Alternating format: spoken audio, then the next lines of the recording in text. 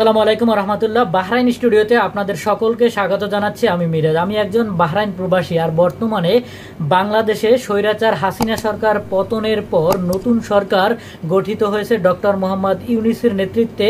Doctor Mohammad Yunus প্রধান উপদেষ্টা হিসাবে এবং খুব অল্প বয়সী দুইজন উপদেষ্টা রয়েছেন স্টুডেন্টের ভেতর থেকে। আর বর্তমানে এই নতুন সরকার গঠিত হওয়ার পর থেকে বিভিন্ন মহলের বিভিন্ন ধরনের মানুষ নতুন নতুন দাবি নিয়ে এই সরকারের কাছে উপস্থাপন করতে চান। ঠিক তেমনি আমি প্রবাসীদের পক্ষ থেকে, আমি একজন বাহরাইন প্রবাসী, এই নতুন সরকারের কাছে দুটি কথা, দুটি দাবি উপস্থাপন করতে যাচ্ছি।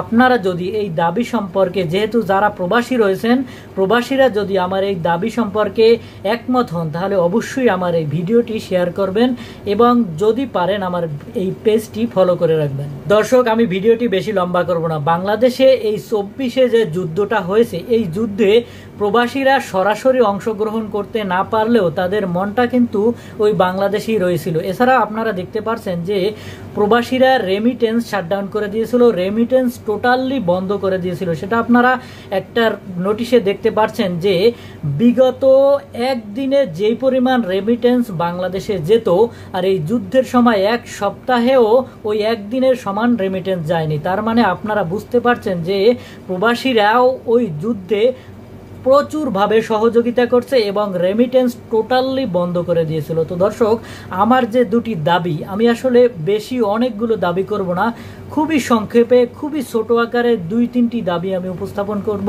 যেগুলো আসলে এই দাবিগুলো পূরণ না করলেই নয়।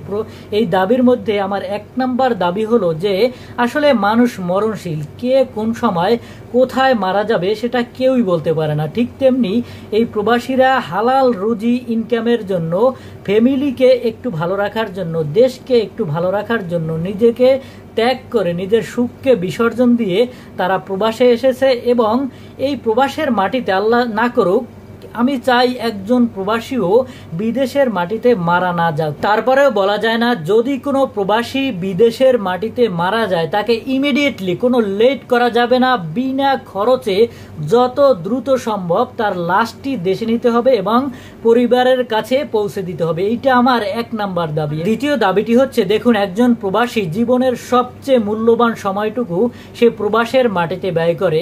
একজন প্রবাসী এই প্রবাসের মাটিতে 10 বছর, 15 বছর, 20 বছর পর্যন্ত কাজ করে।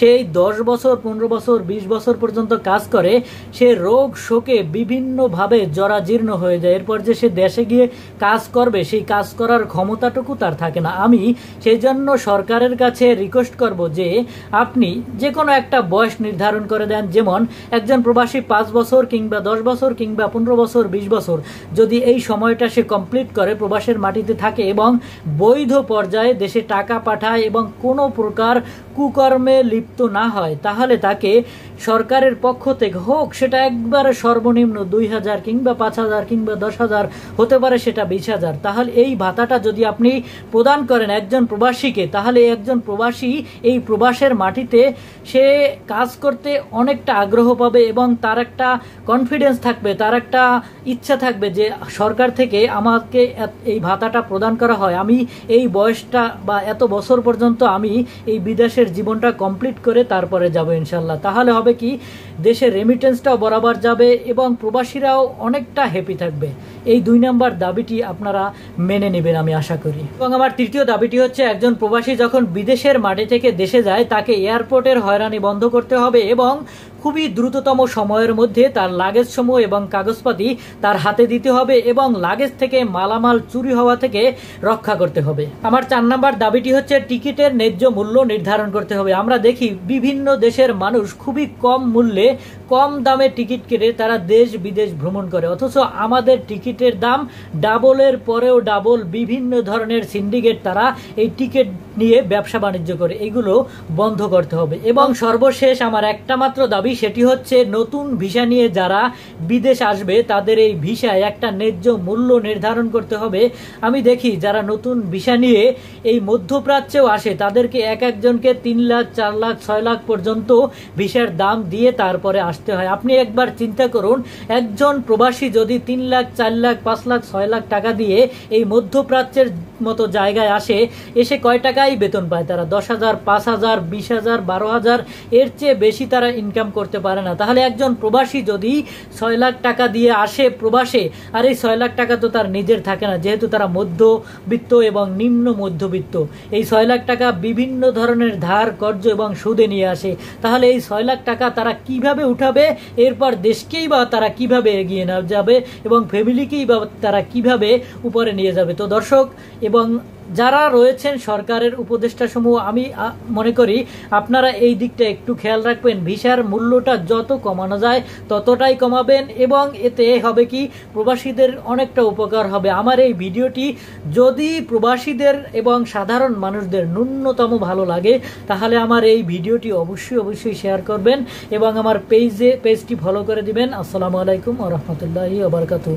দর্শক, যদি আমার কথায় কোনো ভুল হয়, হয়তো আমি দাবি বেশিগুলো তুলিনি, দাবি খুবই 4-5টি দাবি আমি বলেছি। যদি আরও দাবি থাকে আপনারাও তুলে ধরুন, আপনারাও আওয়াজ তুলুন, কারণ এখন নতুন সরকার গঠিত হয়েছে। এই নতুন সরকার অবশ্যই তাদের কানে যদি এই দাবিগুলো যায়, তারা চাইবে যে এই দাবিগুলো মানতে। কারণ আমরা প্রবাসী একেবারেই কিন্তু ফেলিয়ে দেওয়ার মতো নয়, আমরা কিন্তু দেশকে অনেকটা রিপ্রেজেন্ট করি, অনেকটা উপকার করি, দেশকে রেমিটেন্স পাঠিয়ে দেশের আর্থিক চাকাটা আমরা কিন্তু সচ্ছল রাখি, এবং বিদেশের মাটিতে আমরা কিন্তু বিভিন্ন দেশের মানুষের সাথে আমরা বিভিন্নভাবে এই দেশকে এগিয়ে নিয়ে যাওয়ার জন্য কথাবার্তা বলি, কাজকর্ম করে থাকি। দর্শক, হয়তো আমার কথায় ভুল হয়ে থাকে, সবাই ক্ষমার দৃষ্টিতে দেখবেন। আসসালামু আলাইকুম।